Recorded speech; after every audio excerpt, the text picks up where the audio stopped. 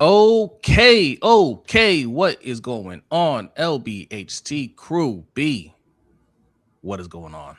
What's going on is that Africa needs to learn to close.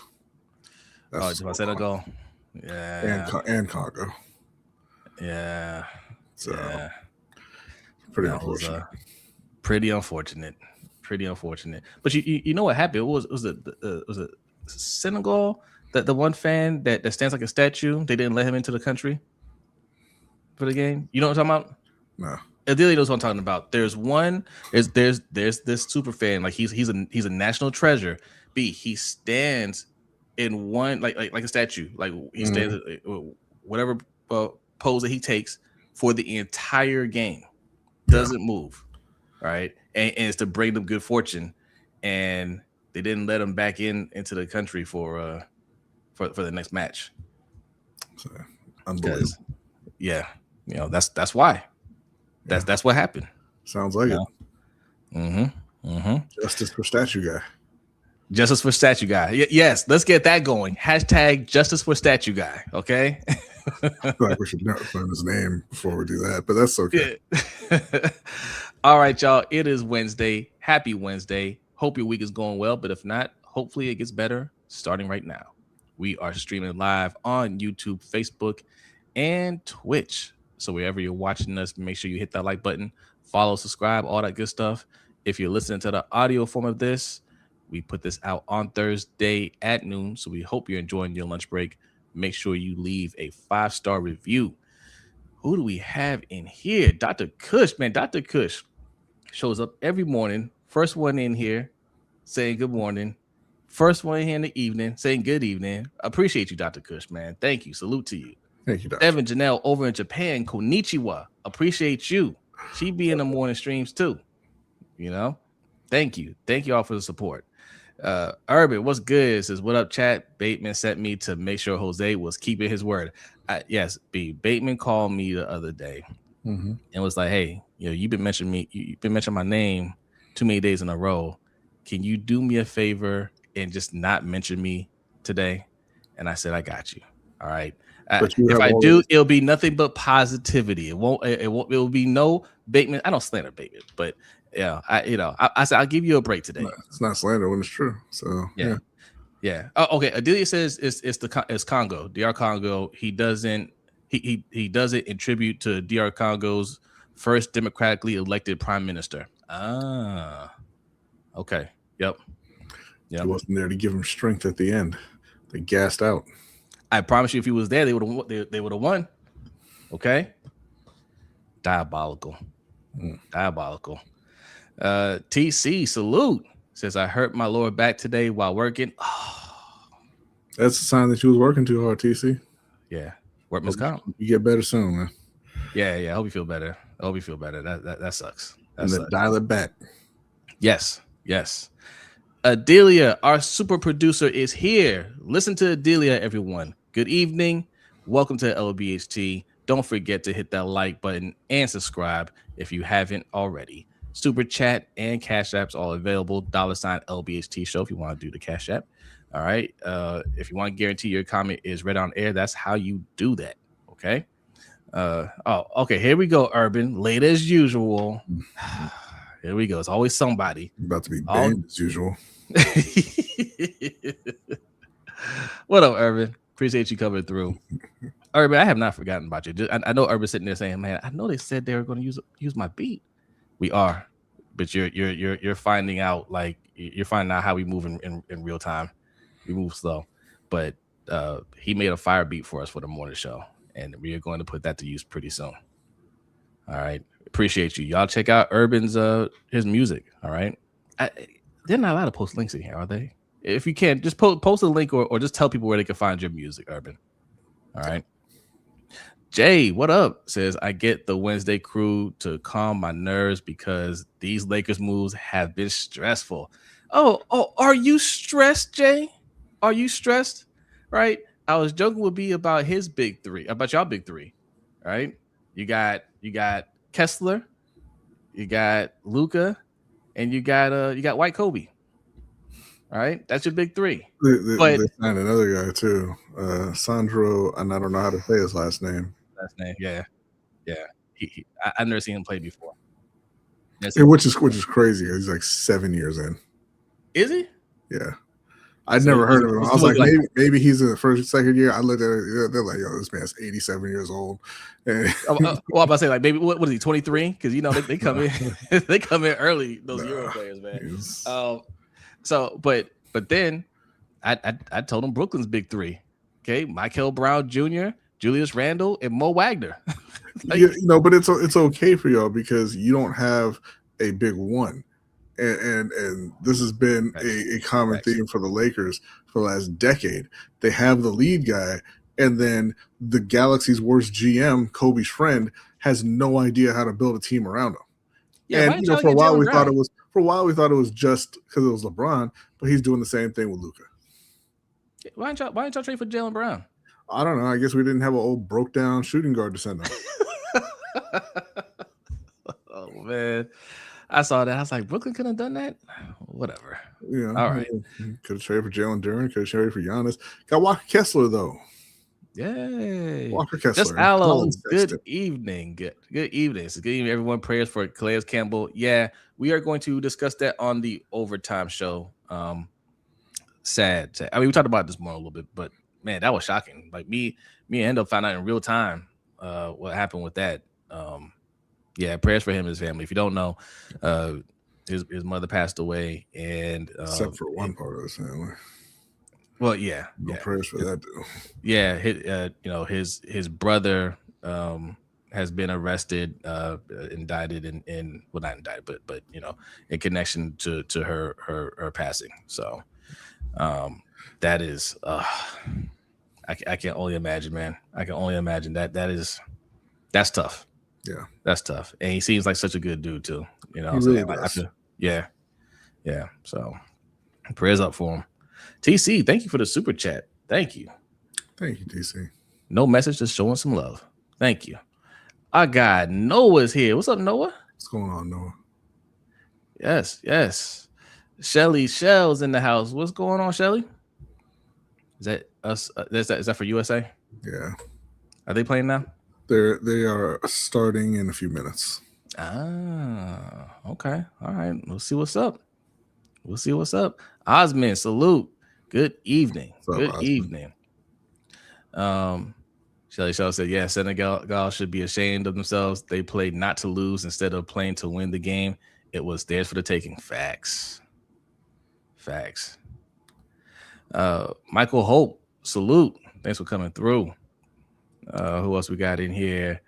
Look, it is Tracy. Tracy is here. What is going on? It says, hello, my favorite people. Thank you for the best content around. Many blessings. Thank you, Tracy. Really appreciate that. Thank you. Who else is in here? I think we got everyone. Nope. Stretch is here. What up, Stretch?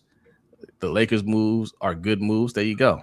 Yeah, stop hating, B. You a Celtics fan or what's up with that? Kessler can play though. Kessler can play. No, Kessler can absolutely play. He can. Colin Sexton is talented. I don't know that he's somebody you want on your roster. Quentin Grimes, okay, whatever. I mean, all right, I guess. Sandro, I don't know. I can't tell you anything about that dude. He seems like a good 3-point shooter. But here's the thing, Stretch. Go look at their starting five and then tell me that again. Yeah. Muhammad says, good evening, fellas. Drove through Baltimore this morning. 695 was a racetrack. Oh, yeah.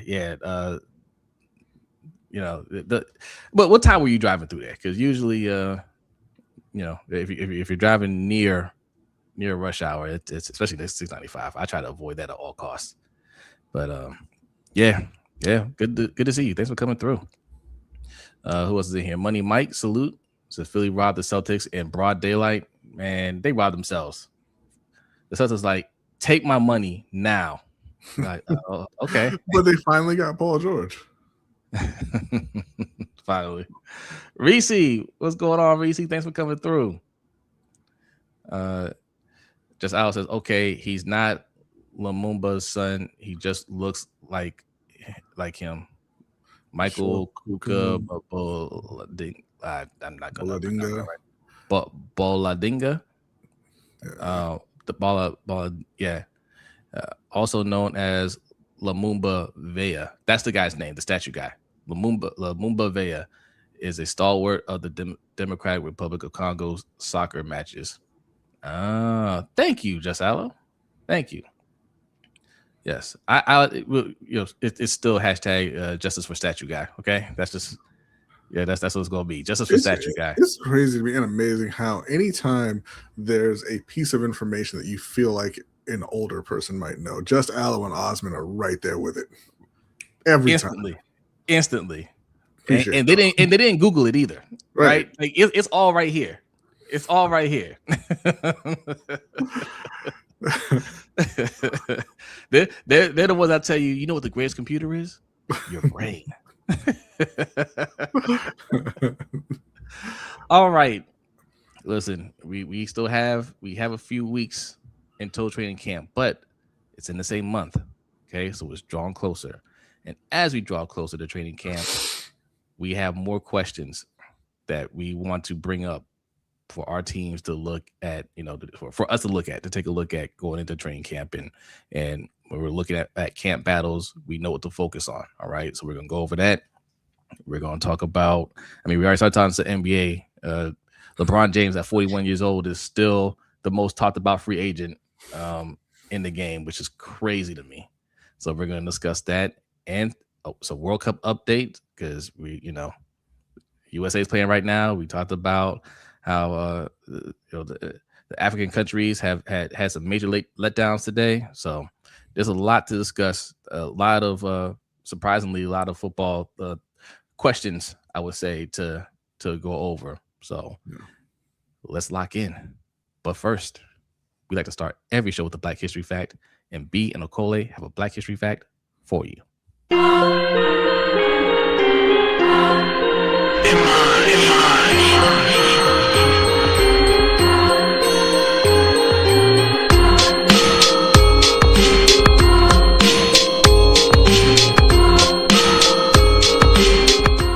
This week on the LBHT Black History Fact, Willie Lee Duckworth's story begins in rural Georgia, where he was raised by his grandparents and worked long days in a sawmill before being drafted into the Army during World War II.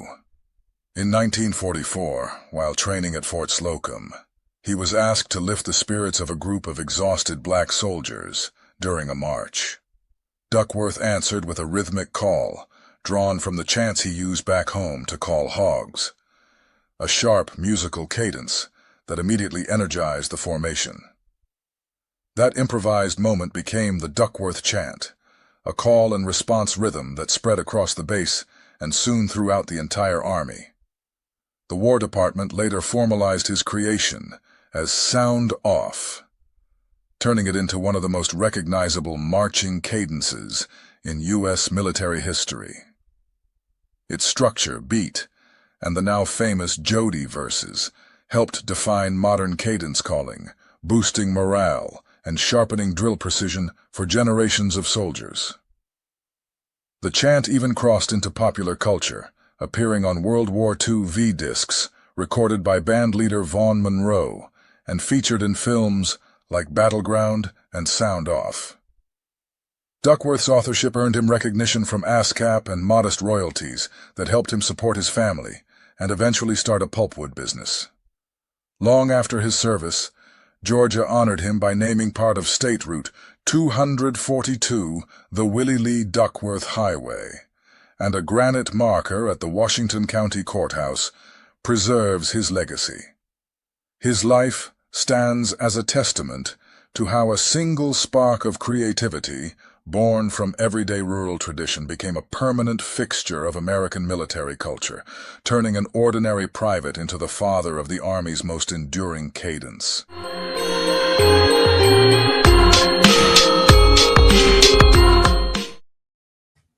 Salute to the Black History Fact. And thank you to Osmond for sending that in. Appreciate you. Yes, thank you. Imani, good evening. Good to see you. Urban says, I wonder if he's related to Kendrick Lamar because Kendrick Lamar's last name is Duckworth. Possibly. I think. I think if you everybody, if you look down your family line, your family tree, you'll find some interesting things out about your family. Most of us don't look that far back, so it's possible. Just because my birth certificate says Negro, probably does not mean I'm old. I didn't say you were old. I said things that you would think an older person would know. So, I'm gonna tell y'all something. I've been working on a lot of things behind the scenes. I kind of tease a little bit of it. You guys always hear me talk about go to LBHTShow.com, sign up for the newsletter, and I hope you all are doing that. Continue to do that. But when you go to LBHTShow.com, you start seeing changes to the website. Okay, I've been making some changes, and I'm working on a couple of big features for the website. Now, one of them you'll see, if you try to click on it, it doesn't really work right now, but you see like a leaderboard, right? That is going to be for our Pick'em League. We're going to have a Pick'em League on the website that's going to be active soon. I want you guys to sign up because you sign up for an account. Everything on there is free. You sign up on there, you get badges. You get all kinds of badges. But the first 50 people to sign up will get a founding members badge on the website, right? So it'll be a cool badge. And then, you're one of the first 50 people. You'll be one of the only ones to have it. Okay. Mm-hmm. And then the Pick'em League, it's one league to rule them all. All right. Do you want, can you beat the experts, so to speak? Can you beat me? Can you beat B? Can you beat Hendo? Can you beat Coach? All right. We're all going to be in that Pick'em League. And when you look at the homepage, you see a leaderboard that, what you see on there right now is just me testing it.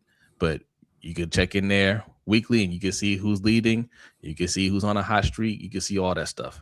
So that's something to look out for. And when it goes live, I'll let y'all know. All right. Rainmaker, salute. Stu Wop, salute. Appreciate y'all. All right. Hit that like button, y'all. And look, we're going to start with the Panthers. All right. I did 3 questions for each team, just like last week. Week. So Adelia, in any order you want, let's post these questions up and let's discuss them. All right. Oh, this one is tough. He looks so sad in this picture. Will Xavier Legette be traded? Now, I asked this question, B, because shout out to Rashad and Dave from Panthers Nation podcast. I think they were streaming live yesterday, and they were saying that, it's just there's a rumor out there that they could be shopping him and somebody else. I forget who it was. The D lineman. Jones? No, not Jones. I can't remember. Brown? Bobby Brown. Bobby Brown the third. Yeah. Yes. Yeah. That's who it was. Bobby Brown. So, and Dave is pretty adamant that they're going to get up out of here because he's like, you keep trading, you keep drafting that position, and you're a first round pick.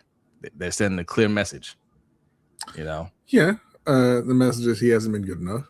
I think they're going to struggle to get any real value for him.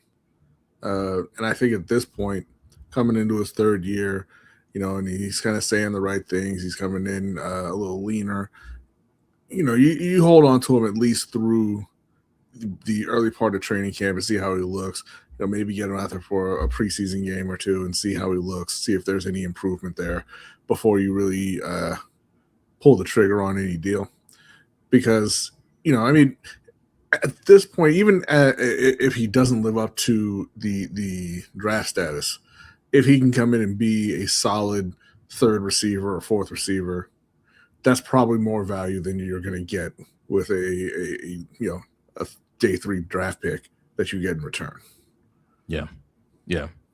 I think he's gone. I think when they drafted Braz, I think once training camp happens and if Brazo shows everything he needs to show, they're going to get him out I think it's going to depend on what they see out of the other receivers also, because, Jalen Coker has not been able to stay healthy. We don't know anything about Brazel, obviously, yet. He hasn't played in the NFL.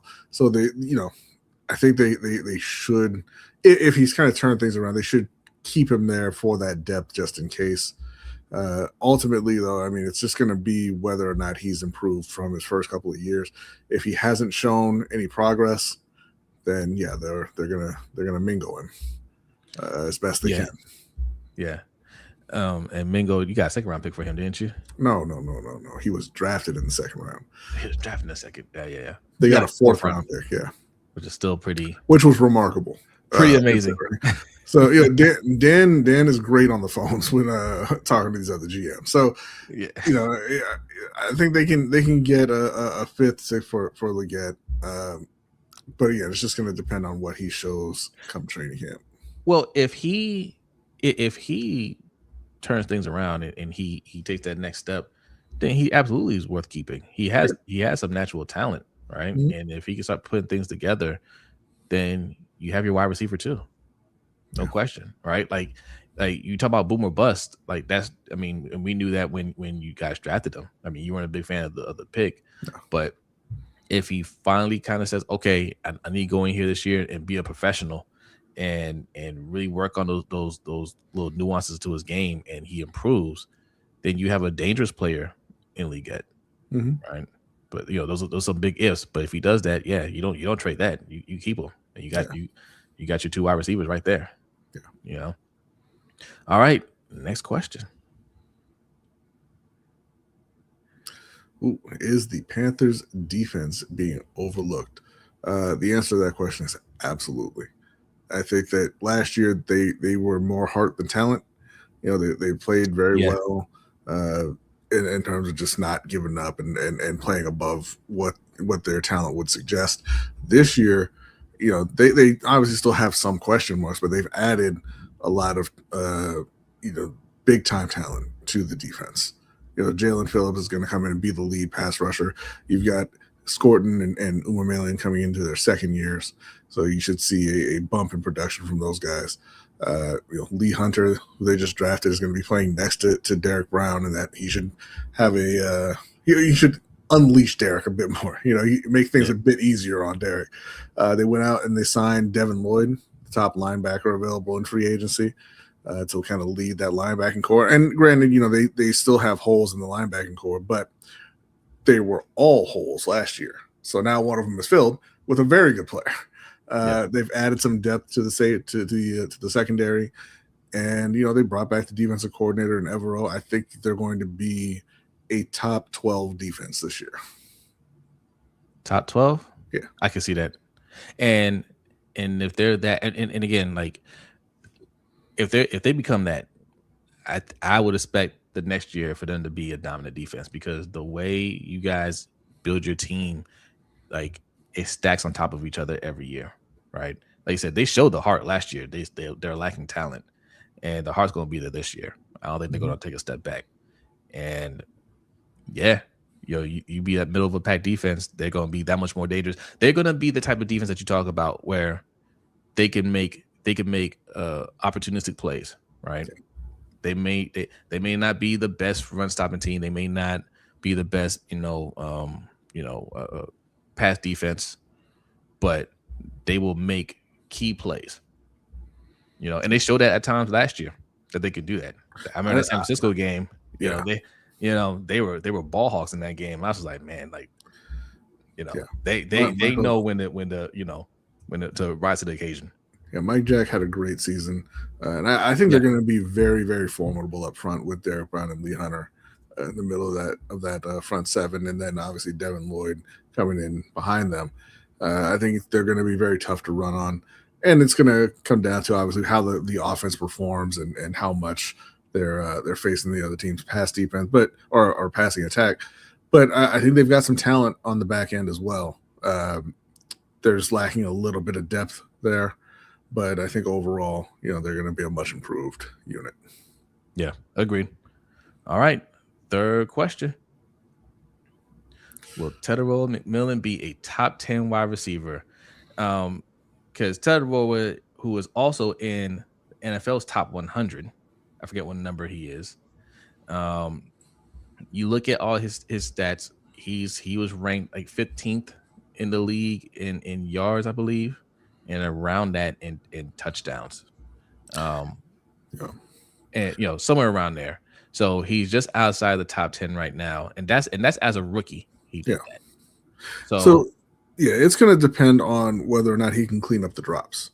If he cleans up the drops, he'll be in that top 10 for sure. I think he had a lot of badly timed drops in his rookie season. Even though he put up great numbers, he had a great year. He won Offensive Rookie of the Year. He could have had a much better season. So if he kind of cleans those things up and he's able to hang on to a few more of those passes, I think that he should finish as a kind of consensus top 10 receiver in year 2. Agree. Urban says the same thing. He's heading in that direction. Yeah. Facts.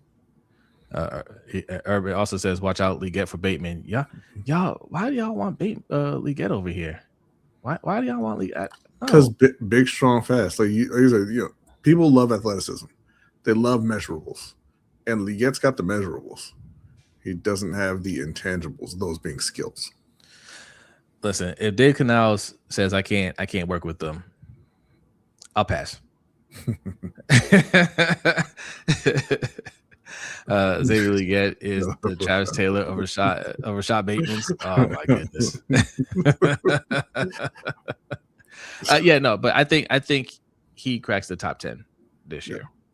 Like I said, rookie year, he made some rookie mistakes, or if not top 10, just outside the top 10. Yeah, you know what I mean. Like wide receiver is one of those positions, man. Like at the top, loaded with talent. Yeah.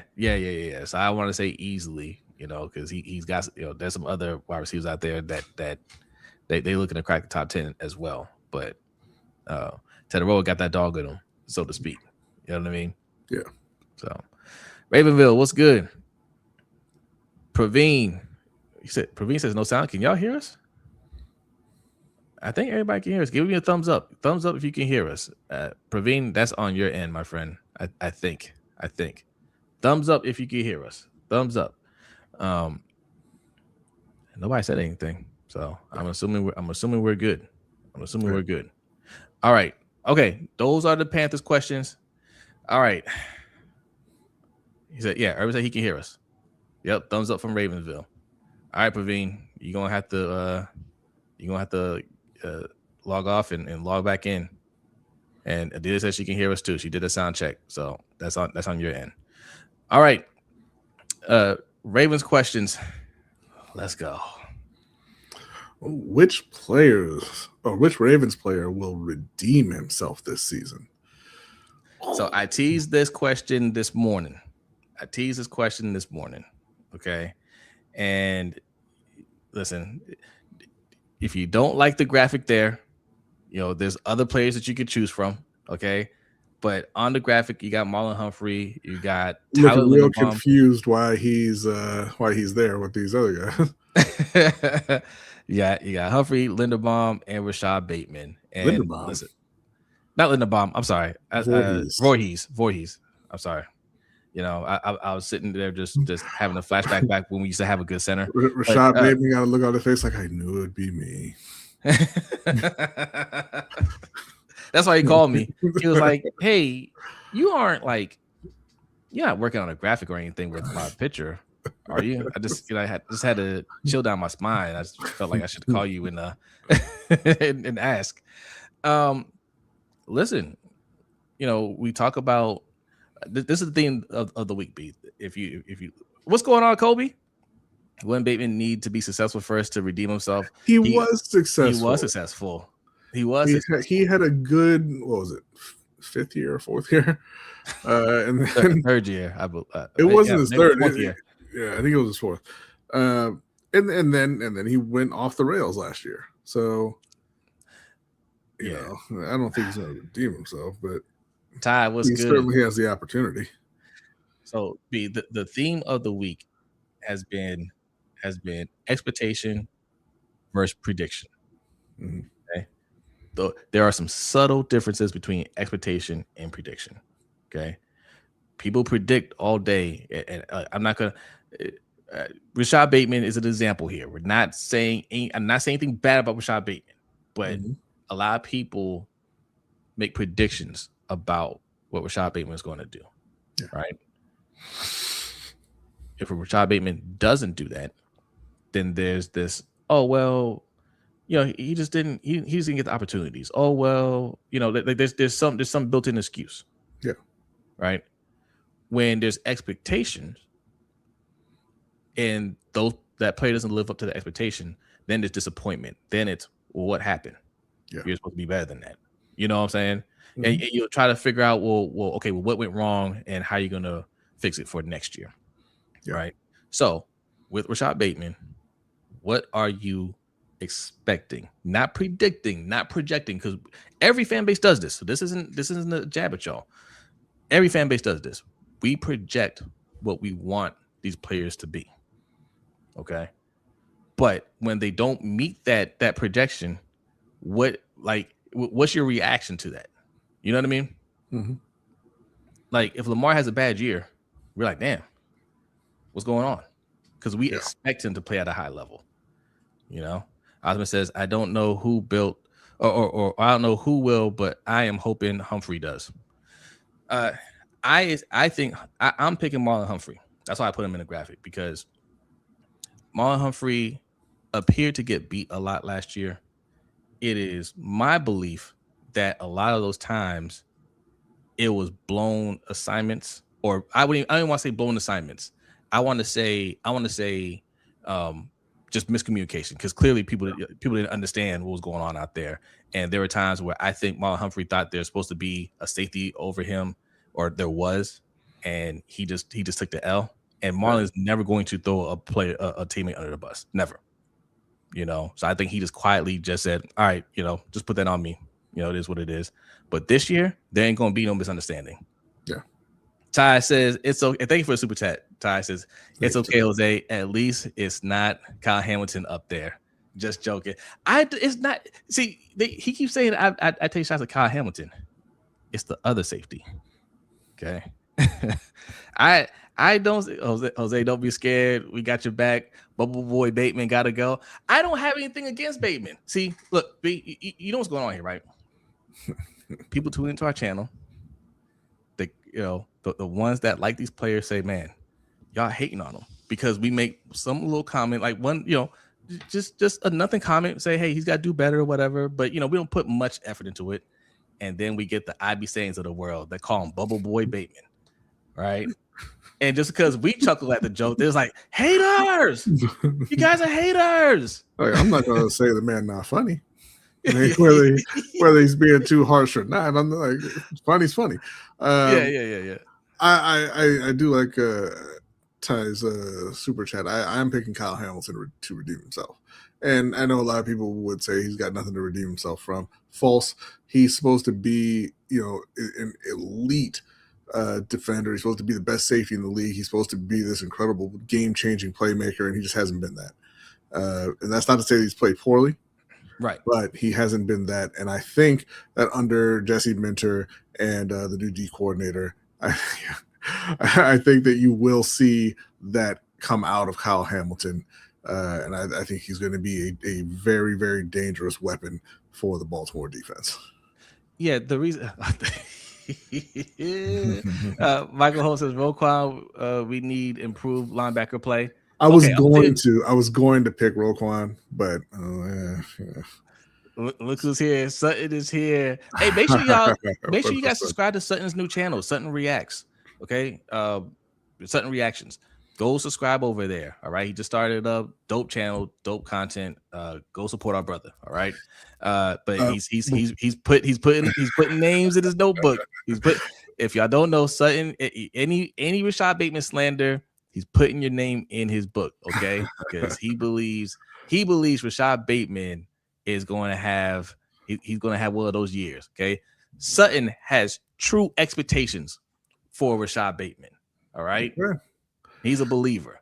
Salute to you, son. Before we move on, the reason why I didn't put Kyle Hamilton and Roquan up there is because yes, we have higher expectations for them, but they didn't play bad overall. Mhm. You know what I mean? Like we get on Roquan because honestly, I think we have I think we have unrealistic expectations for Roquan Smith. That's just my opinion. Yeah. He's a certain caliber player that's really good, but we look at him through the lens of Ray Lewis. Nobody ever gonna be Ray Lewis. You know what I'm saying? Well, listen, I think it's perfectly. I think it's. Well, go ahead, B. Keep going. No, I think it's perfectly fine to aspire to be the second best middle linebacker of all time. There's nothing wrong with that, but it's just really it's too difficult in today's game to reach that kind of standard. The playmakers are on the edges, really. You know, you talk about the edge rushers, the corners, things, you know, the wide receivers. So that's why, you know, I don't want to put Roquan in there. I think he's going to play fine. I think he'll play very well. But the guy who to me was more disappointing was Kyle Hamilton because the expectations. I picked him preseason last year to be the defensive player of the year. You know, and it wasn't like that. Before we continue, we did get a Cash App from Noah. Thank you very much, Noah. And he says, drink your water and stay chill during this heat. Absolutely. Don't be going outside, going to the beach, going to the pool, any of that. Man, get yourself in some shade, get inside, stay hydrated, don't end up in the hospital.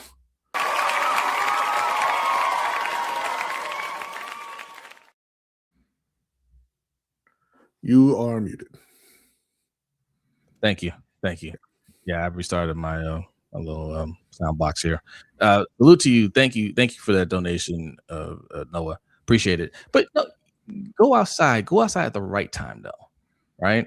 Like, you know, before the show started, you know, I ran to the store real quick and I saw people walking to the pool, right? Because the sun's going down a little bit. Is it hot still? Yeah, it's still hot, but it's not dangerous hot. Yeah. Don't try to go to the pool at noon. Right.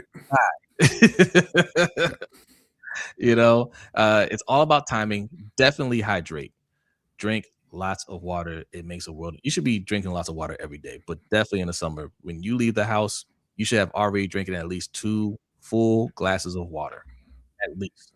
I drink 3. Okay, because when you have the heat wave like you have now, it will save your life. Also, put sunblock on. All right, I'm talking to you like you're my children. That's why I tell my kids all the time. Okay, but I want y'all to be safe and healthy out there. All right, but yes, Kyle Hamilton, Roquan Smith have higher expectations, and everybody on defense had a down year for sure. But through all of that, we still looked at them and recognized they're good players. Like they played better, you know, than everybody else. So I didn't put them on the list, but it's fine if you want to add them. But these guys here, I mean, Voorhees. I mean, how are you going to redeem himself from the bench though? Well, you know, true. Like I mean, we'll see. That's what you had train camp battles. Our O-line isn't solidified. At all. Okay. Yes, we expect Venga to go out there and hold it down. John Simpson, we'll see. Right? Like it is possible the Voorhees can come in and beat out John Simpson. Not likely. Voorhees gonna get cut. Or he can get cut. He can get cut. But that's the thing, right? Like you say it all the time. For most offensive linemen, it takes them a while to figure things out. Yeah, absolutely. You know, and you know, the old regime isn't here anymore. Everybody hypes up Dwayne Ledford, and maybe the light switch turns on for Voorhees. He plays much better in the system, and he can work out, right? So it's a possibility. Am I picking him? No, but you know, he's somebody that has something to prove. Ivy Saying says that's an unrealistic picture of Voorhees because we used to see him on the ground. You know, it'll look awkward if I had a picture of him on the ground with everybody else standing up. So, you know. You're going to put it out there and just have his cleats in the picture. Y'all are mean people. But yeah, just put it in the chat. Like, who do y'all think? I mean, mine said cut. All right. Somebody's got to play. Yeah. Somebody's got to play. right? Took him too long. He's only been playing for what? This is third year coming up? This is third year, yeah. Yeah. What you're reacting to is he's been playing in front of your face too long. Like, he should not have been on the field that much in those first couple of years. Yeah. So, but you never know. Michael Holt says, true Jose, but middle linebacker is a QB of defense. Can be. Can be, but safety can be too. Yeah. Right. Because I mean, it depends. Like, yes, the middle linebacker should be the QB of your defense. But if you have excellent defensive coordinator, you have excellent players out there. You don't necessarily need that person to run. Again, that train of thought, Michael, comes from us having Ray Lewis here. There, for a good chunk of our existence, and he can go out there and coach people. That's how it was in the NFL for a long time. But before things kind of really opened up in the pass game, it was that middle linebacker was the guy because you had to stop the run. Every team was going out there running the ball 30 plus times, and you had to have the guy that can shut that down. Yeah. And Roquan out there getting roasted by tight ends and running backs in the pass game. Like, it's not the same. You don't have the same stature. Yeah. So, like I said, yes. Did he meet expectations last year? No. Did Kyle Hamilton meet expectations last year? No. Like I said, the only reason I'm not putting him on the redeem list is because they still played well overall, just not up to our standards. These guys played bad. Yeah. And look, there are other people that you could throw on that list as well. But Andrews didn't play great last year. Mm-hmm. And he still needs to redeem himself from the Buffalo game. Okay. Yeah. So there are other players that you could throw on there and say, all right, you need to show something. I mean, take your pick on defense. Good Lord. All right. Okay. Next question. That was only question one. Jeez. All right. Next question. Who is the Ravens' most important defender not named Roquan or Kyle Hamilton? Speaking of those two. That one is going to be, it has to be Trey Hendrickson, right? Because, what was the leader in sacks last year? 5.5, 5 for the Ravens. Like you brought him in here for a very, very specific thing, right? And it wasn't to tackle running backs, and it wasn't to hurry the quarterback. It was to get the sacks and drives, get the ball back for the offense. So, and close out games. So he has to go out there and he has to be that guy. Yeah, we paid him for it. Imani says Mike Green maybe. I mean, if he becomes that, great. But again, this is expectation versus prediction, right? If Mike Green doesn't go out there and get double-digit sacks, nobody's going to say what happened to Mike Green, right? Yeah. Even though we were saying he was a top 10 talent last year, nobody's going to say, man, why didn't he have double-digit sacks? If Trey Hendrickson doesn't get double-digit sacks, there's going to be some problems. Right. There's going to be some problems. We paid him too much money to go out there and not get at least 10. Okay. So Stu Watt says Matt BK. Urban says Matt BK. So yeah. USA scores. All right. Thanks, pay the bills. Hey, what's up, man? Did they take it away, pay the bills? Because I'm still seeing 0-0 here. Oh, it's waved off. Okay. Shucks. Imani says Simpson is bad too. Like, why didn't they get Zeitler? Yeah. Talking about John Simpson. You know what's really funny about that? I thought you meant Trenton Simpson. That's what I thought too. I was just like, he's not that bad. Good Lord. I got a lot of underwhelming players on that roster. Game too easy. What's up? Says Travis Jones. That's an interesting one. Man, I'm going to say Nate Wiggins. Because Nate Wiggins, I mean, I don't think he's played bad up to this point. I don't think so. But he needs to take that next step and be one of those better corners in the league. Because Marlon Humphrey, even though I think he's going to have a bounce back season, he's only going to play but for so much longer. And I think we have a lot of young talent in the secondary. I honestly don't think we have a need at cornerback. I think TJ Tampa will be fine. We drafted the guy Chandler Rivers, and we got Coney. We got Longer Beam in Kone, right? Bilal Kone. So we have a lot of young talent there, and I think it's going to be fine. But we need somebody like Wiggins, first round pick, to really like be that cornerstone for these young cornerbacks. Yeah. Ravenville says it's going to be some furniture movement if Trey don't get more than 10 sacks. Faderville says, I hope Teddy B comes back and has some success. Oh, yeah, Buchanan. I didn't even think about him. And I need Starks to really emerge as a guy. That's why he's in the graphic too, because Malachi Starks, again, like those two, Wiggins and Starks, they're first-round picks. They're first-round picks.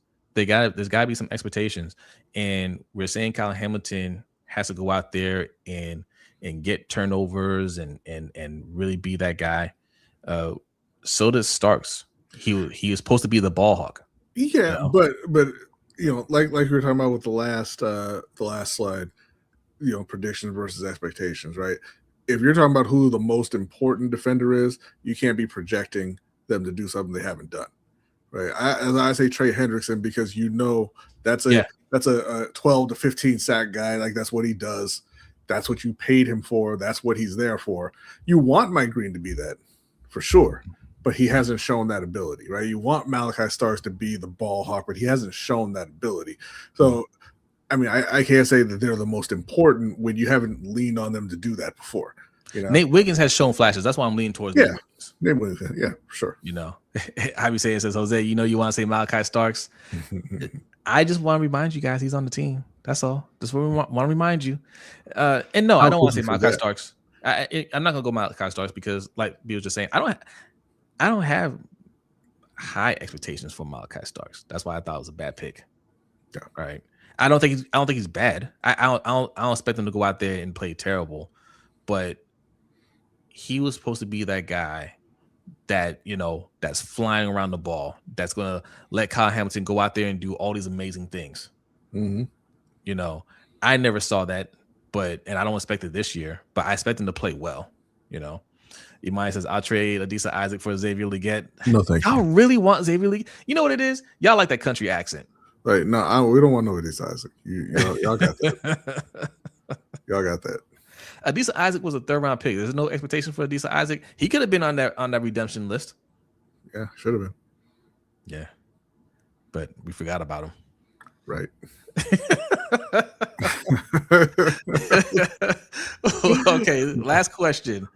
What do we got? Which Ravens rookie? Oh, go ahead. You can read it. Which Ravens rookie will make the biggest immediate impact? My instinct is to say Vega or Venga, I guess. Since y'all want to be all accurate with his name. But I can't say him because the O-line is a unit. Even if he plays really well, you could still be, the Swiss cheese O-line. Case in point, Joe Thomas for his entire career. So it can't be him for me. I think that man, it's tough. I think I'm gonna say Surratt. I think he's going to make the biggest immediate impact. I think very early in the season he's going to establish himself as kind of the third down guy or the other possible playmaker across from Zay. I'm going with Surratt. Man, the Adisa Isaac disrespect in the chat is crazy. There you go, Jay says Surratt becoming Mr. Third Down for Lamar. Yeah, I can see that. Yeah. I'm starting to feel like Big Red says Sarat is just a bigger Prochet. Except for he performed on big time college games and has some talent and will likely score a touchdown in the NFL. I think Sarat's going to work out really well for the team. I'm starting to feel like Jacoby Lane. It's just a feeling. This is not expectation. This is one of these. This is a projection moment. Okay. Jacoby Lane strikes me as one of those players that doesn't realize he's not supposed to be that good yet. You know what I'm saying? Like, he has all the confidence in the world, and he has these things that he needs to work on, and you're like, it's not your time, but you can't tell him that. He goes out there and he's just like, yo, I got you, right? He just plays with all the confidence, and he just goes out there and he performs. Like, Jacoby Lane could do that. I don't have anything against Jacoby Lane himself, right? But I can't pick Jacoby Lane because Des Bryant has turned me against him. No way, that's Jacoby Lane in that picture. Listen, man, like we doing forensic files here. Like, listen, just go along with it, okay? Close enough.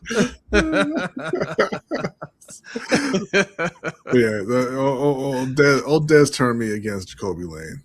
I hope he does well, but I can't root for him. What's wrong with Jacoby? No, Des Bryant hyping him up and talking about he's that guy, blah blah blah. And I'm like, I don't like you, Des. So now I don't like him. Don't listen to Des. I don't follow Des. Like, people keep retweeting it into our timeline. But all I have to say is, I'm thinking Zion Young, because I see a lot of that attitude from Zion Young. Kelvin says bold prediction: Sarat plays so well that he cracks the starting lineup by midseason. Okay. If he playing so well, he cracking that starting lineup week 1. Yeah. Because Bateman is standing there holding the door open. Who was number 99? I think, is that Rashawn Benny?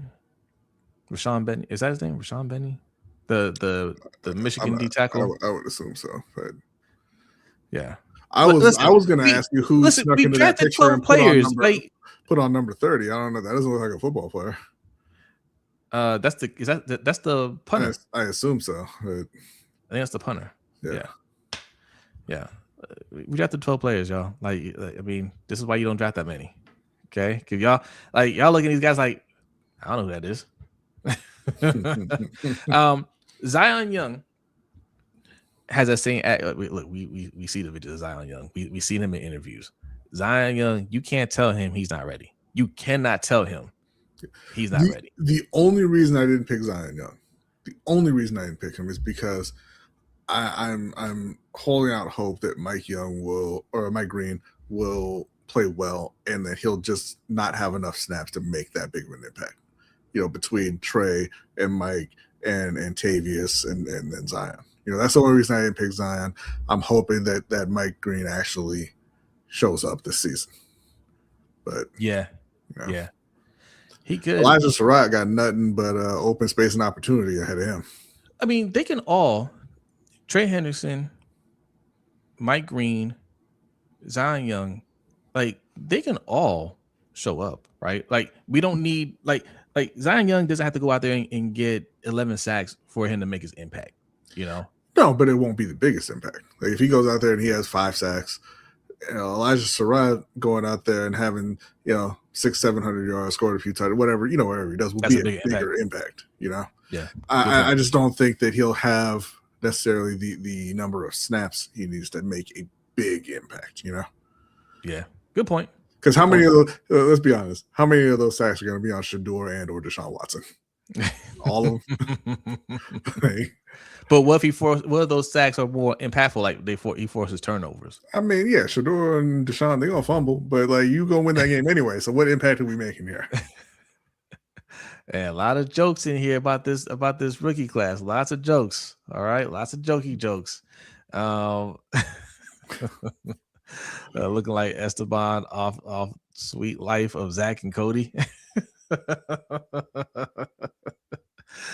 60 looks like your uncle's friend who shows up to the cookout with nothing but an empty stomach.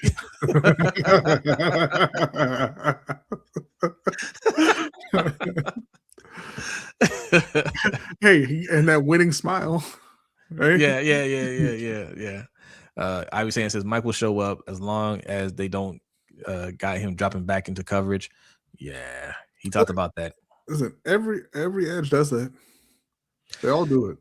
Yeah, it's just more noticeable when you ain't doing anything else.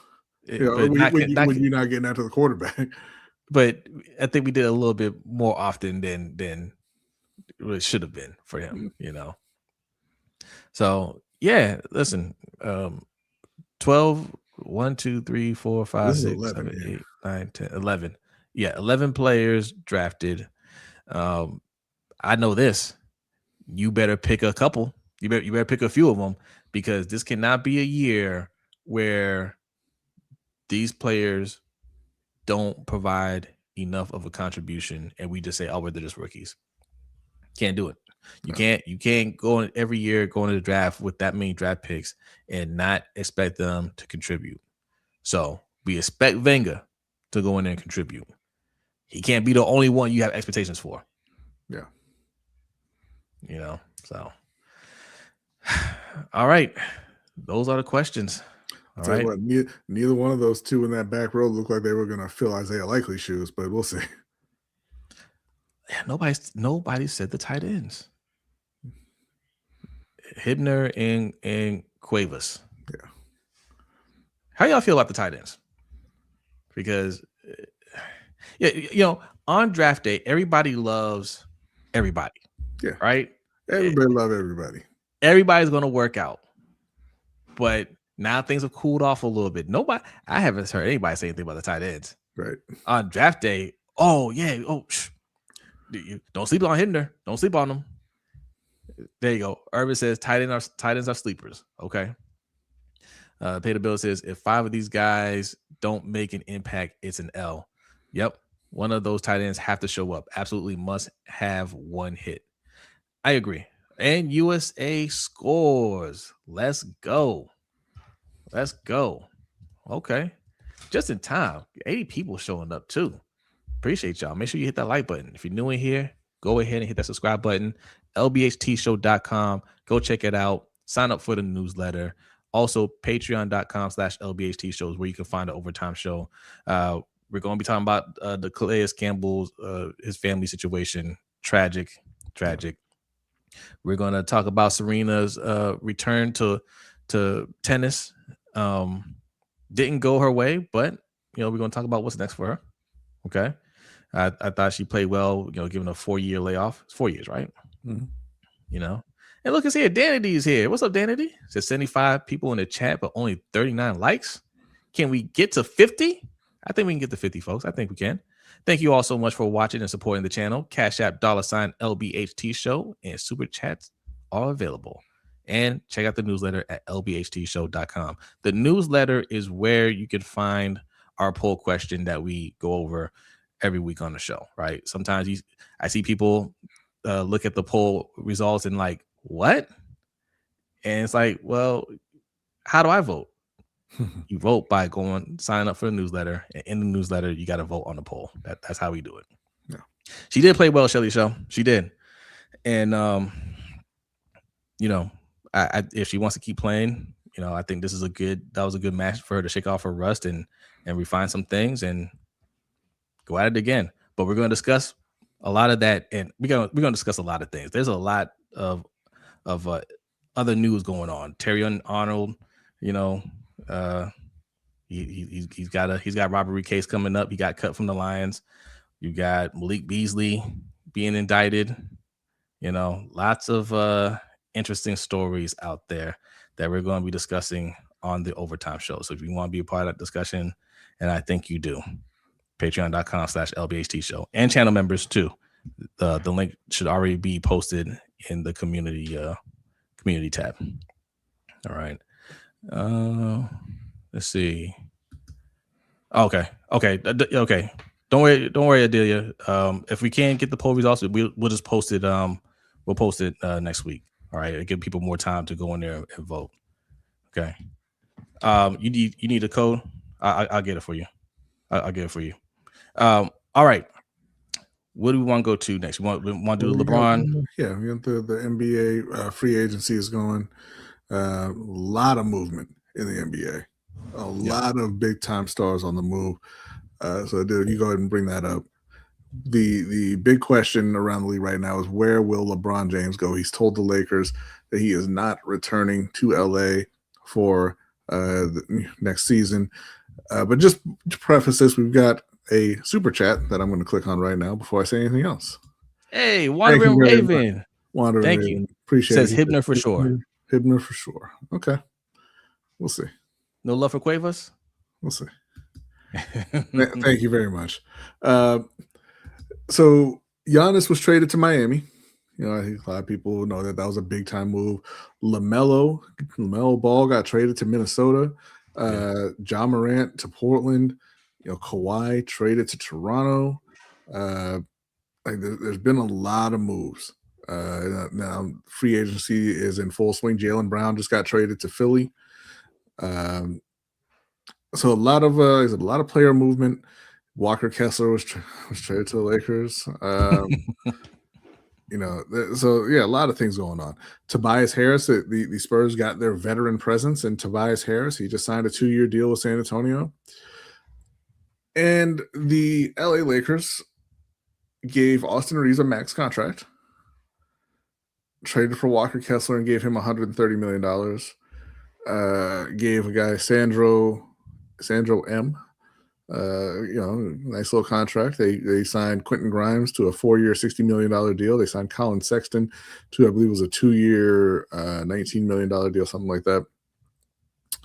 And you know, during that process, they let obviously LeBron walk, and Rui Hachimura is still a free agent. Marcus Smart is left. Luke Kennard is left. So a lot of people are joking that they went to LeBron and you know, kind of told him their offseason plan, and he was like, "I need to prioritize my happiness, so I'm going to go elsewhere." I need to do a mental health check. So now, if you believe the rumors that are out there, and there's a lot of rumors out there, but one of them is that he wants to play with Anthony Davis again. So he was going to go to the Warriors if they could also bring in Anthony Davis, which the Wizards are saying no. There's a rumor that he wants to go to a team where they have 2 scorers so that he doesn't have to be a top scorer on the team. Well, hold on. Put that back up there. God's favorite says LeBron James is a 41-year-old walking team destroyer. How? What team? You're going to have to explain that one, God's favorite. What team has he gone on, has he went to, and they were worse? Right. In fact, every team he's played for has won a championship. Yep. What are we talking about? Mm-hmm. Like if they're waiting to, if your team is waiting to get him to save the franchise, that ain't his fault. That's your team. Right. Like he's not making anybody worse. He's not destroying any team. You know. Okay, good. He made sure Brodny had a fully guaranteed contract. More people ain't talking about that.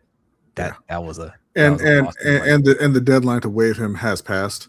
So like they can still cut him obviously, but they got to pay him all his money because Kobe's friend is the worst GM in the galaxy. Thank you very much, Wander. Do their job. My bad. I'm sorry. Raven, thank you very much for the super chat. I like Cuevas, but Doyle really liked Hibner from the looks of that draft wire they put out. Okay. Okay. Yeah. Okay. Thank you. Appreciate that. But so that's it to LeBron. The rumors he wanted to play with Anthony Davis. So that you were saying that the Wizards might be a dark horse to sign him. You know, there's a story out there that he wants to be the 3rd scorer on the team and not have that heavy load, you know, the offensive load put on him, you know, because he is 41 at this point.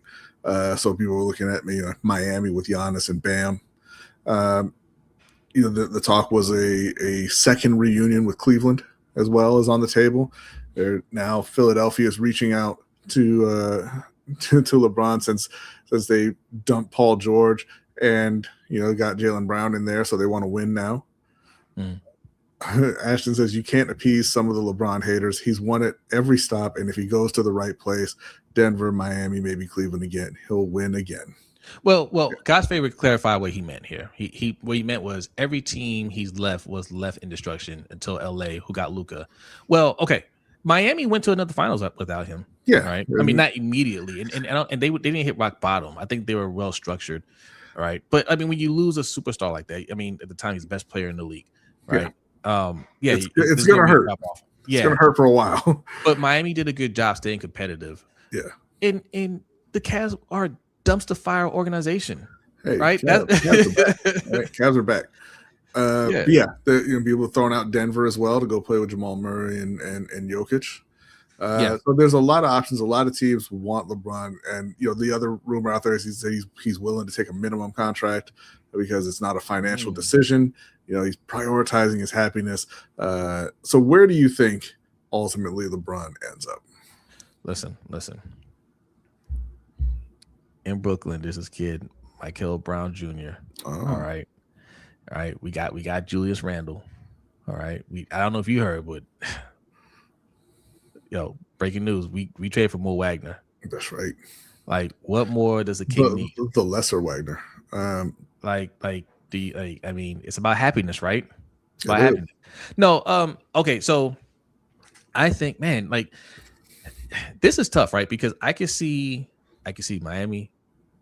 I can see I can't really see Cleveland. I was gonna say I can see Cleveland. I can't see Cleveland. I can't really see Cleveland either. And Golden State, obviously, because him and Steph are already talking about it. Yeah. And the rumor is they're trying to get him and AD. But the Wizards have said they are not even listening to offers for Anthony Davis. That's the talk right now. So we'll see. Yeah, we'll see. Until Anthony Davis says, "I'm not playing for you." All right. Yeah. Can't make it to practice today. My shoulder, my back, whatever. I'll tell you what. If he wants a place where you got two scorers ahead of him, like two lead scorers ahead of him, a place that can offer him the minimum, because he said he'll play for the minimum, and a place where he can be happy. Might I suggest the LA Lakers? You got Luka, you got Austin Reeves, and you want to talk about happiness? You get to play with your son. What could make you happier than playing with your son in the NBA? I'm surprised that the Spurs took themselves out of it. I wanted him to go to the Spurs. Yeah. I always thought at some point in his career he would end up playing with Popovich, but Popovich. Yeah, but I think that also that they probably don't want him to run over that rookie coach that they have, who got embarrassed in the playoffs. Yeah, but I mean that's where LeBron where people make fun of LeBron for this. They call him Le Coach, Le GM, but teams like that, if LeBron's on that team, they're not losing. No, they wouldn't. They're not losing. But I think that you have your young core and everything, and I don't think that LeBron being there would be good for that coach. Danny is a well-known LeBron hater. Danny, okay, let me just ask you this, Danny. De'Aaron Fox or LeBron James? Which one would you rather have had in the finals? Right? Which one would you rather had? De'Aaron Fox or LeBron James? Put your feelings to the side for LeBron. And there's no reason for you to hate LeBron James. Y'all dusted him off the last when the second time, the second finals when he was in Miami. There's no need to hate on LeBron. Mm-hmm. Right? I'm leaning towards Golden State, B. I'm leaning like I don't know.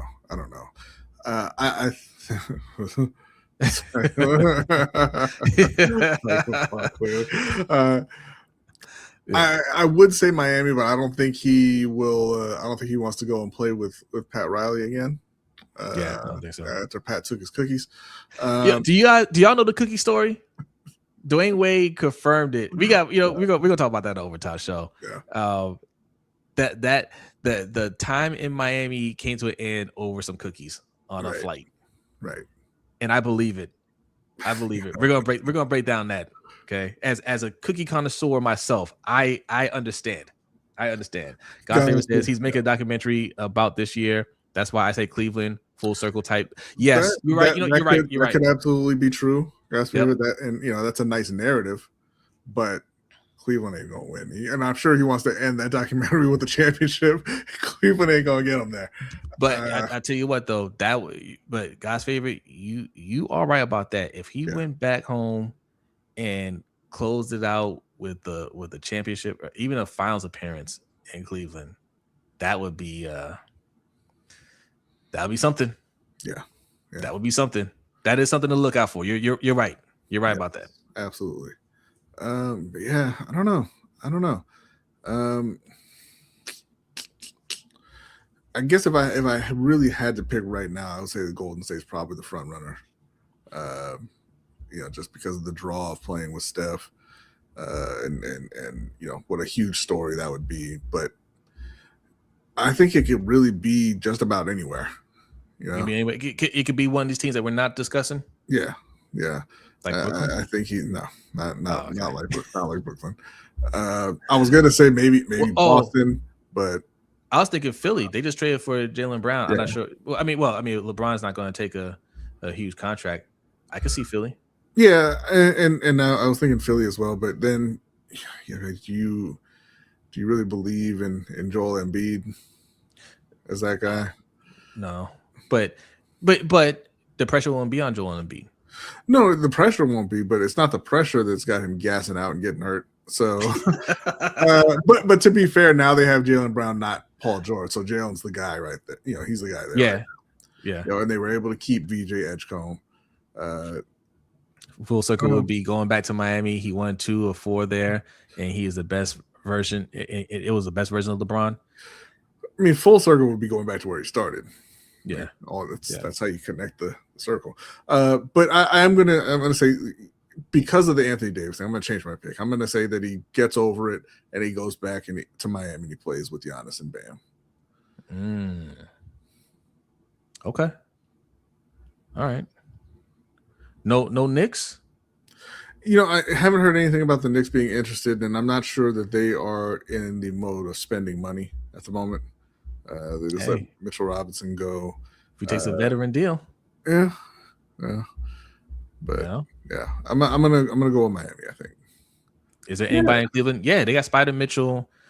They got James Harden. They got Evan Mobley. Yeah, they have a very, very talented roster. Yeah, very talented roster. They're just a bunch of chokers. That's why it's intriguing, because if he goes over there, then it's like they have what it takes to win. Yeah, Mike Brown coaching them. I mean, that might be very appealing to him.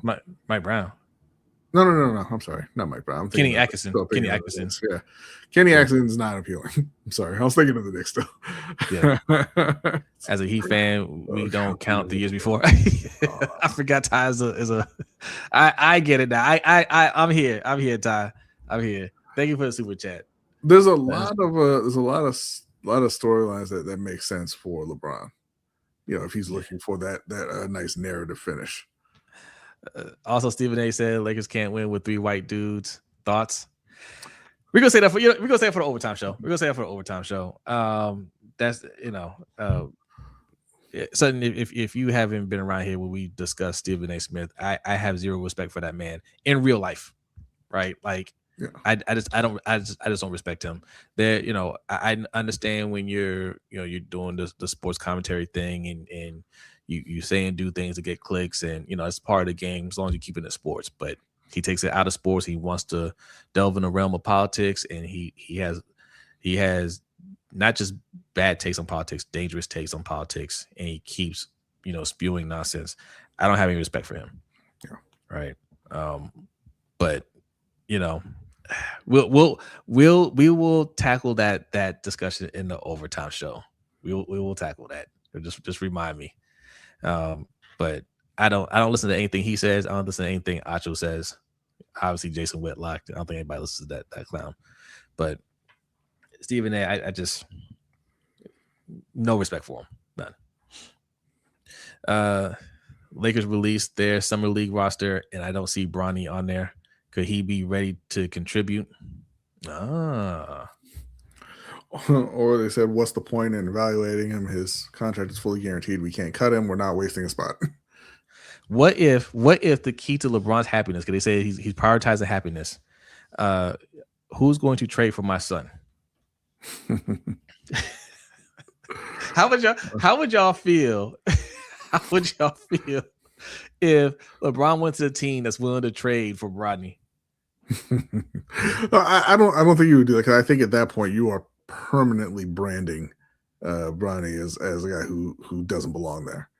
You know, listen, like he's there, like he's got the guaranteed contract this year, yeah. and LeBron's leaving, right? Yeah. So he's got to sink or swim on his own in LA at this point. They're not keeping him because of LeBron. And so if he's there and he contributes, that's cool. That talk goes away. If he gets traded to a team that LeBron goes to, that talk never goes away. Doesn't matter. It's okay when Giannis does it though. Right. But it's like Austin Rivers. That talk never went away with Austin Rivers. People still talk about him because Doc Rivers signed him. And Austin Rivers was very clearly a good NBA player for a number of years. You know? The minute Giannis got traded, the Bucks cut his brothers. They're like, yo, pack your stuff. Right. Like, are we getting traded too? Not exactly. You just can't come back here. Right. Like ever. Yeah. Danny says, I used to be the biggest Stephen A fan. Listened to him on ESPN radio for years. Same here. Even won a sports package. Oh, okay. Huge disappointment from who he used to be. Yeah, he's a complete sellout. Mm-hmm. He's a complete sellout. And not only is he a sellout, he's a sellout that tries to act like he still has he has dignity and he has pride, right? And when you call him a sellout and you call him out in certain things, he wants to get all mad and puff his chest. You know who you are. Just accept it. Yeah. You know what I'm saying? Like, you can't have it both ways. Michael Holt says Lakers remind me of the 99 Bulls today. Whatever. I'm not even worried about it. I'm worrying about Danity and I Spurs, because that's where it's at. We going back to the finals. Yeah, they might go back. So, all right. Yes, bought and sold, I'd be saying. Bought and sold. That's Stephen A. Okay. We have do we want to do World Cup updates? You up for it, Adelia? Let's do it. Let's see where we're at. Hi, hey guys. Adelia. How's it going? It's going good. Just an update on the U.S. game that is going on right now. It is 1-0 at halftime. They had a goal called off for offside already, and they've had a lot of really, really good chances compared to Bosnia, who've been defending a lot. So hopefully this keeps up in the second half. The story for me of the beginning of the knockout round was the African teams. 9 out of the 10 qualified African teams for the finals made the knockout stage, which is incredible. The only team that went home was Tunisia, who finished bottom of Group F. Hasn't started so well for the African teams in the knockout stage, though. Yeah. South Africa lost the first knockout stage game to Canada, so congratulations to the Canadians. They're moving on to the round of 16. This is their first time in the knockout stage, and that game went scoreless until like the 90-something minute when the Canada finally scored to win the game. Then we had Morocco. Morocco, yes. Yeah. Yesterday, 2 days ago, I mean, taking out the Netherlands on the same day that Paraguay took out Germany, both on penalties. That was those were two massive nations who are used to being in the quarterfinals and beyond in a World Cup, gone in the round of 32. Yeah. So that was a big deal. Yesterday, we saw Norway take out the Ivory Coast, France take out Sweden, Mexico took out Ecuador. Those were all pretty straightforward games. Mexico looked really, really good in their game against Ecuador. And then today we had more African teams, unfortunately, going out of the tournament. DR Congo took a lead against England. They carried it into the second half, but then Harry Kane scored 2 goals. England won 2-1. And then the Belgium-Senegal game, Senegal was up 2-0 in that game. In the 85th minute, Belgium scores and then scores again almost immediately to get it into extra time. And then there's 2 minutes left in extra time. There's an incident in the box that, quite frankly, they called a penalty, and in my opinion, should never have been called a penalty.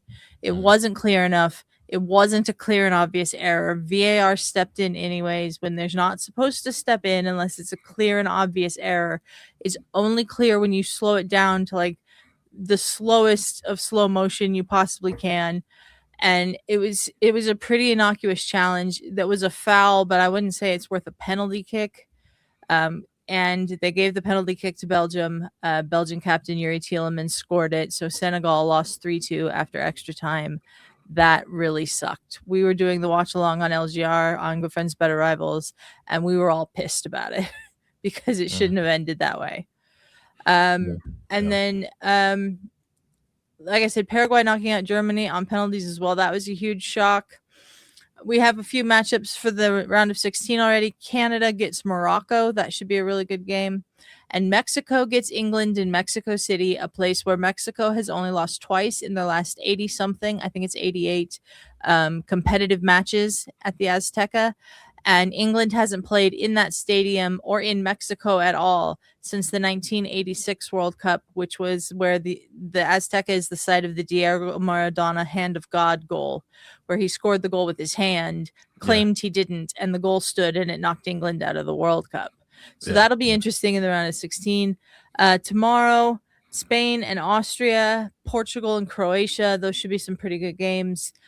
Switzerland, Algeria late tomorrow night. And then on Friday, the last day of the round of 32, Australia, Egypt, and then Argentina, the defending champions, gets the Cinderella story of this World Cup, Cape Verde, in the round of 32.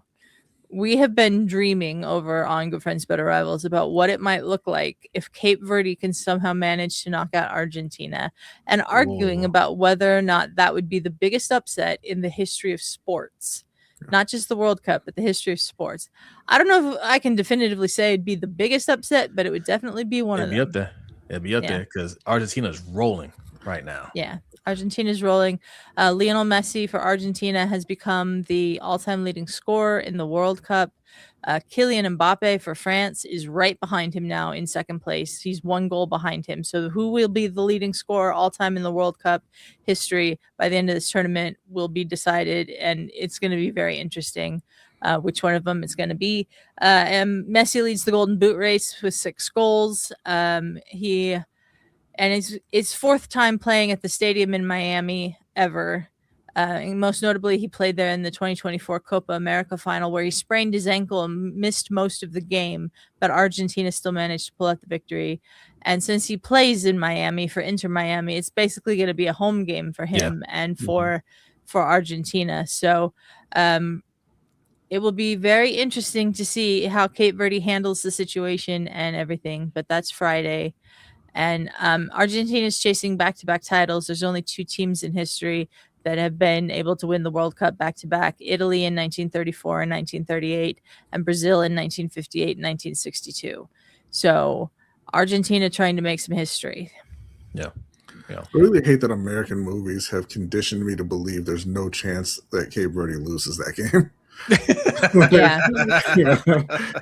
I think the likely outcome of that game is a pretty handily Argentina win, but I would love it. I would absolutely love it if Cape Verde can keep it close and frustrate the Argentinians and maybe eke something out on penalties or something at the end. Ty says, I'm so mad Neymar has to play Holland so early. The first few games of the knockout stage were really good. Japan lost to Brazil on a very, very late Brazilian goal. And then that set up the match with Norway and Japan and Brazil in the next round. So that's going to be good. There's going to be some really good matchups. There's already been some really good matchups. Some of the games have been disappointing. Some of the games have been pretty straightforward. The other team not having much of a chance, but lots of good games still to come in the World Cup. And we did get a super chat from Pay the Bills. This was a little while ago, but he says, "The GM is positioned for Bryce's draft year." Shout out to the GM. Some haters. All right. Thank you, Pay the Bills. Yeah. Listen, would you not hook your son up with the best job possible? Right. Of course. Of course you would. Is this a Remember the Titans reference? Yeah. Pay the bills. I love that. I love that. Hopefully. Yeah. So I'll have an update on that. I'll definitely be posting the result of that match in the LBHT Discord, because that was a big one. I'm really excited for that match. I can't wait to see what Cape Verde does against Argentina. All right. And the second half just kicked off for the U.S., so we'll keep putting score updates in the chat. Yes. Also on LBHTShow.com, we have a World Cup central section right there, so it gives up to the minute live scores. So you can go over there and check out the scores as well. All right, and check out Adelia and everybody over on Good Friends Better Rivals, because they cover as many games as humanly possible. Okay. Yeah. We've done like 53 watch-alongs already, I think. It's Fox and then y'all. Yeah. That's crazy. Yeah. And listen, it's better than the Fox broadcast. All right. Yeah. It's already better than the Fox broadcast. So just go over to Good Friends Better Rivals, subscribe, check them out, hang out with them. All right. Yes. And it'll be thank you to everybody who's been coming through. Osmond, Pay the Bills, Enmun, Nigerian Nightmare. Lots of people have been coming over and hanging out with us. Jay's been in the chat today a lot. So it's been a lot of fun having you guys there and watching along with us. Indeed. All right, Adelia. Thanks for the update. All right. Thank you. Bye, guys. All right. No, we don't have a core public opinion. I mean, it's really just where will LeBron end up going.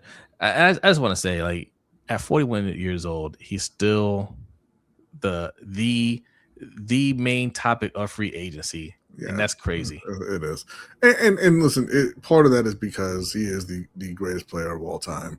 He's so huge, such a huge superstar, but also part of it is a failure of the NBA, if we're being honest. He is still a very good player. He's not the best player in the league. He's, top 15, top 20 in the NBA now.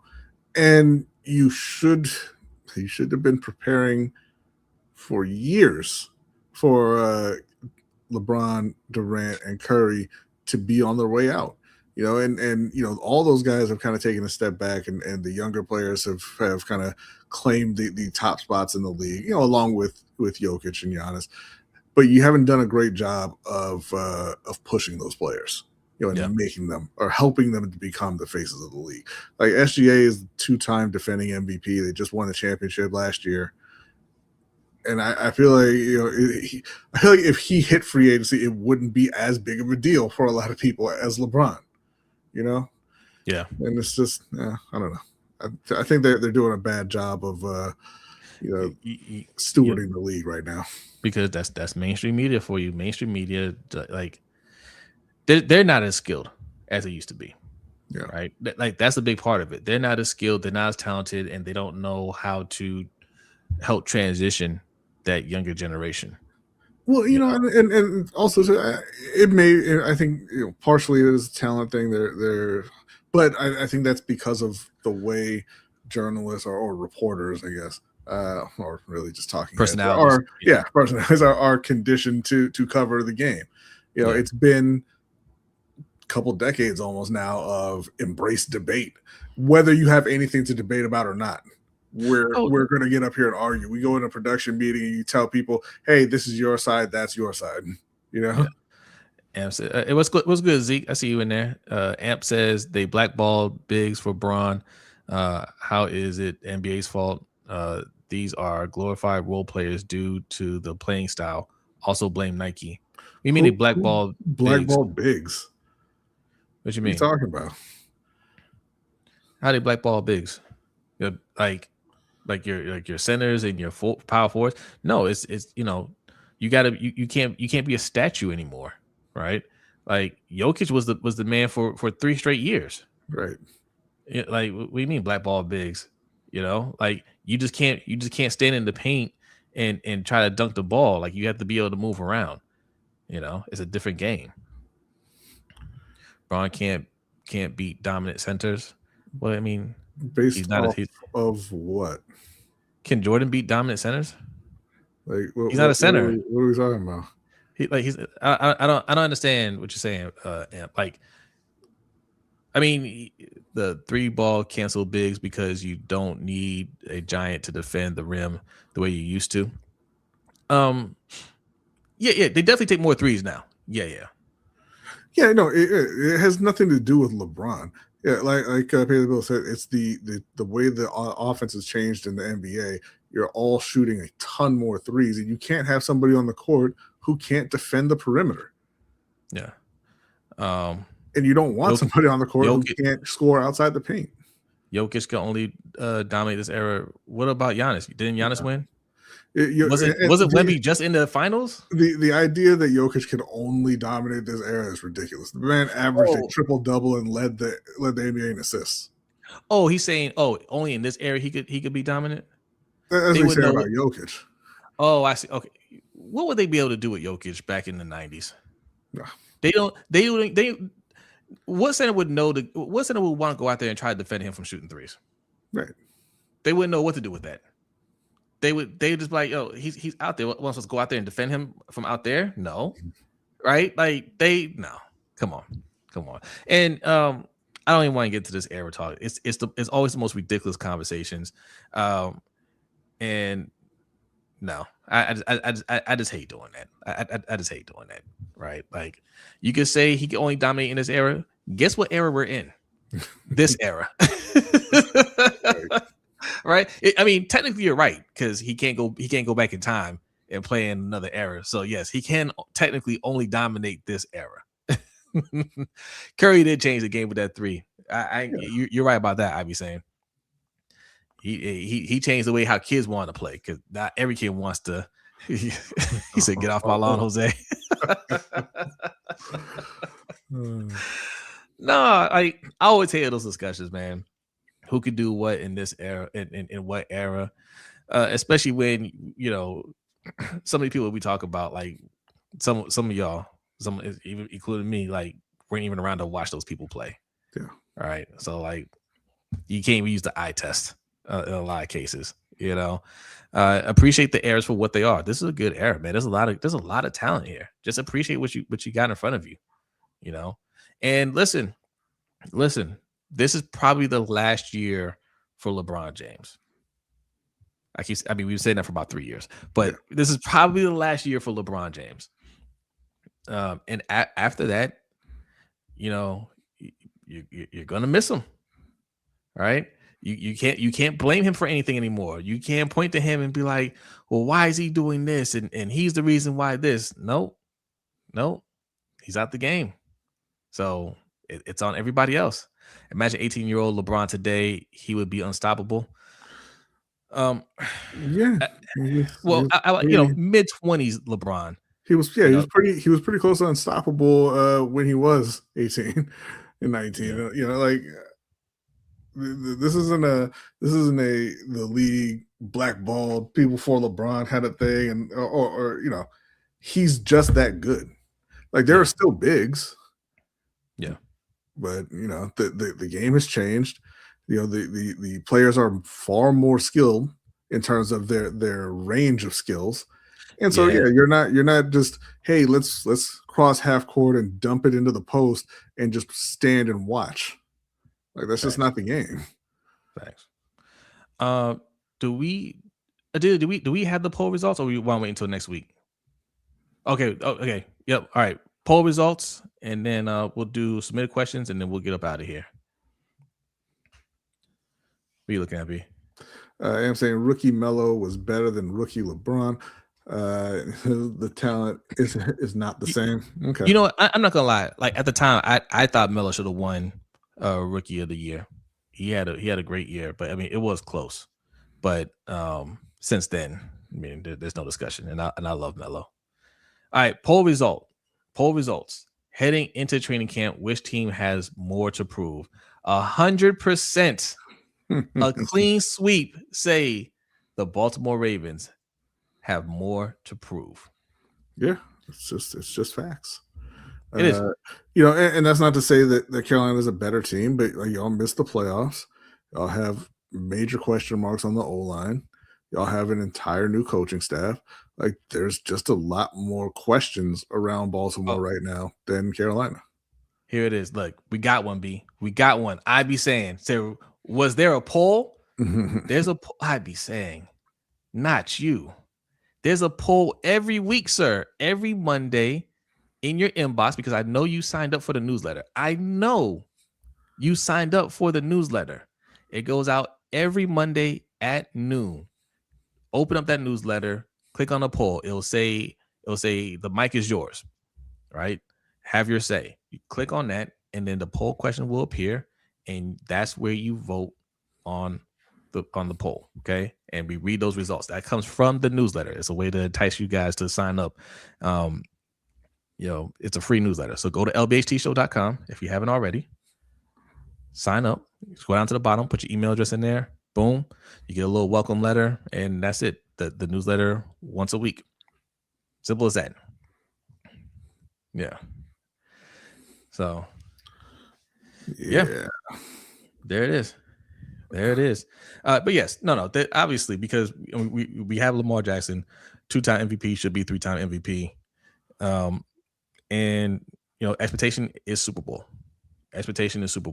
Not quite there for the Panthers yet, but give them another year or two, and they will have those expectations too, I believe. And speak for yourself. There goes a projection from B. No, but absolutely, you're absolutely right. Projection, they can get there. Like they have the makeup, right? And then now the talent is catching up. Expectations, no, I don't expect them to get to the Super Bowl. Not this year. Right. So, yeah. The Ravens, I don't care if it's a new coach. I believe we have a better coaching staff overall. Right. I expect them to get there. Yeah. And I have bonus question. If you weren't here this morning, I had a question. Can the Ravens, or will the Ravens, be the number one defense in the league again? Hell no. All right, moving on. But I asked that question because again, expectation. If you don't believe they're number one, where do you expect them to be? I say anything outside the top 3 is unacceptable, and it seems too high of a standard. But if you're going to roll out an offensive line where we essentially have no starting center, no starting quality center, you damn sure better make it up on the defensive side. You know what I'm saying? Like you can't skimp that bad to where it's just like, I mean, he can snap the ball, that's what we're working with on the O-line, right? And give the defense a pass, because even without a good quality O-line, we still expect the offense to put up points. The defense better show the hell up. Well, they do have a legit shot at being the number one defense, but there's Houston, there's Denver, there's Seattle. Like there's some really good defense. So agreed. Agreed. I wouldn't have the expectation. I wouldn't have the expectation of them being the number one defense, but they can get close. They certainly have the talent to do it, and I think Jesse Minter is a great defensive coach. I think Weaver is going to be a really good defensive coordinator for them. So I think that there's absolutely the chance there, but there's several really, really, really good defenses in the league right now. No doubt. And we better be one of them. Yeah. So I got the submitted questions here. Urban really does not respect the one question rule. All right. It says, I'm going on a trip next week. Any advice on flying on a plane for the first time in this climate as a 28-year-old? Okay. Well, first off is to do whatever anybody in that airport tells you to do. Like you're going through security, do whatever they tell you to do when they tell you to do it. Right. It'll make the experience much smoother. They're generally speaking not trying to harass you. Like they have their protocols and their procedures they have to follow, and they're going to try to be quick about it and get you moving. So that's first off. But as far as just being on the plane, man, don't go to sleep the night before. Stay up all night so that you can hopefully sleep through the flight, because flights are not fun. Don't listen to B. Flights are smooth. Don't listen to B. No. I don't mean in terms of like, oh man, this is going to be terrifying and there's going to be turbulence. I just mean that it's like boring. It's boring sitting in the seat. Unless if it's a longer flight, sometimes you'll have the TV there. If it's a more modern plane, and you can watch a movie or whatever. But just stay up the night before. Try to go to sleep. Yeah. And then you don't even feel the turbulence either. If there is any. But yeah, enjoy it. It'll be a smooth flight. You'll like it. What are you reading? Pay the Bill says that's why you eat the. Never mind.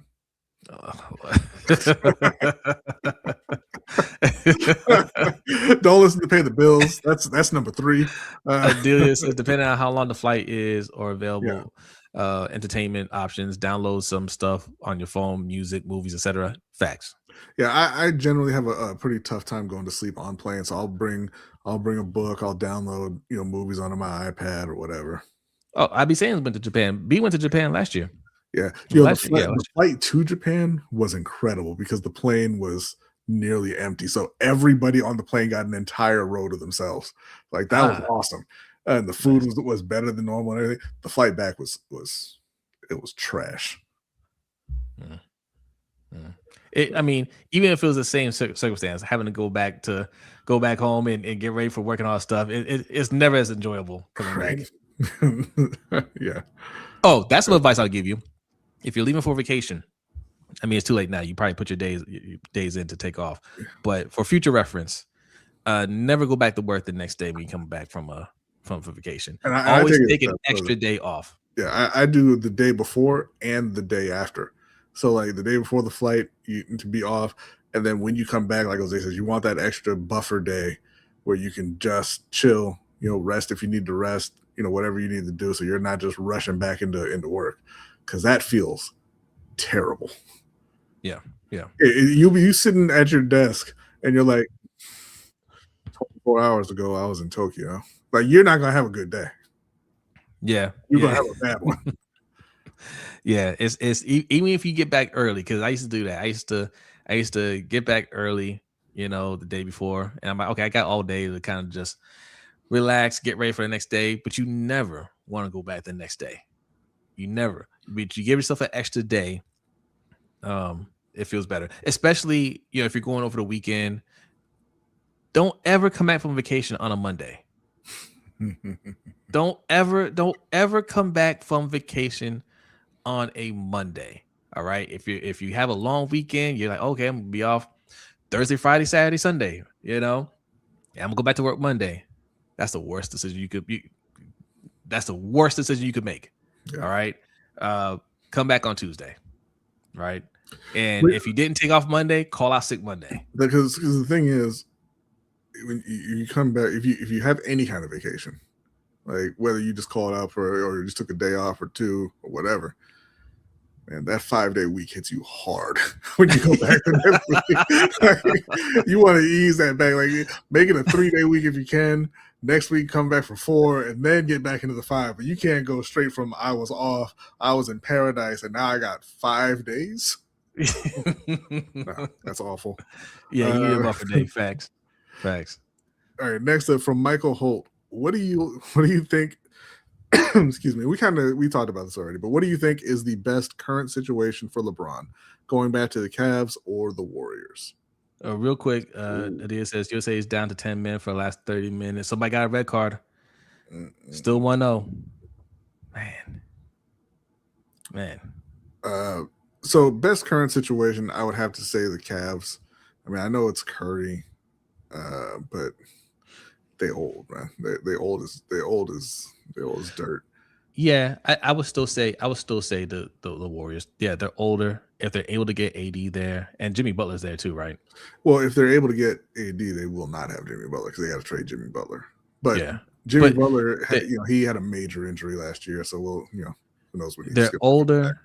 They may not get it done, but you still have the better coaching, and they get enough like younger pieces there to kind of carry them through the regular season, they can make a run in the playoffs. Like LeBron showed you, with a little extra help this past playoff run, they could have went further. They could have, but Cleveland, they made that second round run without any additions. You know what I mean? So yeah, they're a younger team. They're a more talented team, and LeBron, he doesn't want a team leaning on him at this point. And even with Steph there, they'll just be leaning on him and Steph. Yeah. Because if you believe Washington, who says that Anthony Davis isn't going anywhere, but we'll see. Don't believe him. Next up, we're going to save this one for last, but Urban's is, what does Jesse Minter and Eric DaCosta need to do to ensure success for this upcoming season? Well, Urban, they already didn't do it. So right. They needed to shore up the O-line to ensure success. They can still have success, but that ship has sailed. They needed to watch our videos from the beginning of the offseason where we were saying pay Linderbaum and shore up the O-line. That's priority number 1, 2, and 3. And if you don't want to watch our videos, you could have listened to your boss, Steve Bisciotti, who said it in the press conference after he fired John Harbaugh. Okay.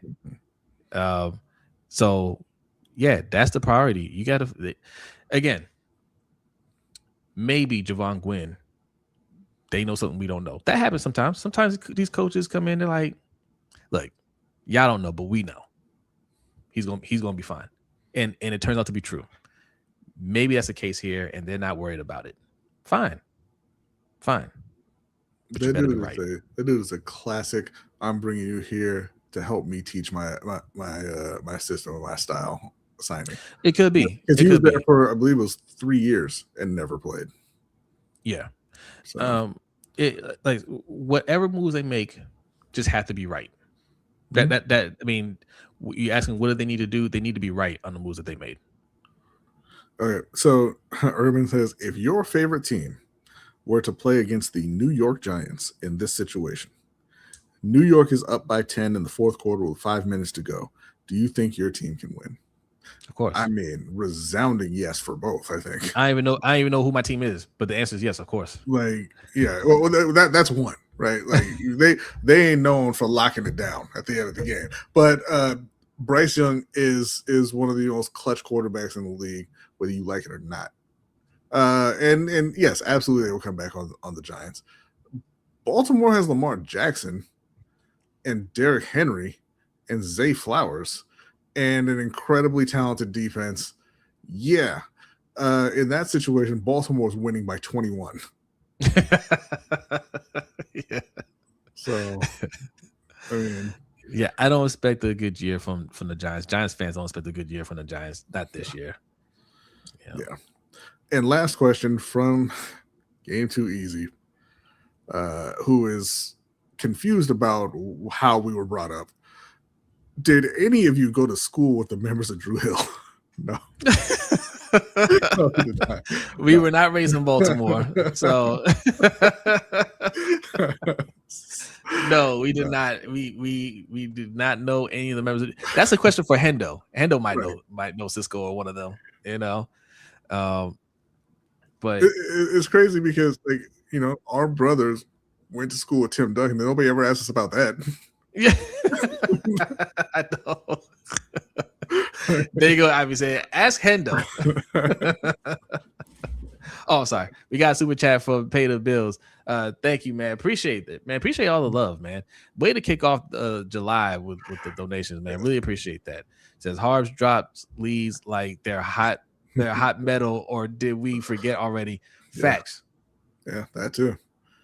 If he has a big lead in the fourth quarter and you score a touchdown, he's already sweating bullets. That man's terrified. But man, New York, you didn't get the full Harbaugh experience. I can't wait. You're gonna get the full Harbaugh experience without an MVP quarterback. Yeah. So yeah. Good luck. Good luck. So, all right, that's it. Yep, that is it. That's it. And that is the show, ladies and gentlemen. All right. So, we're this much closer to training camp.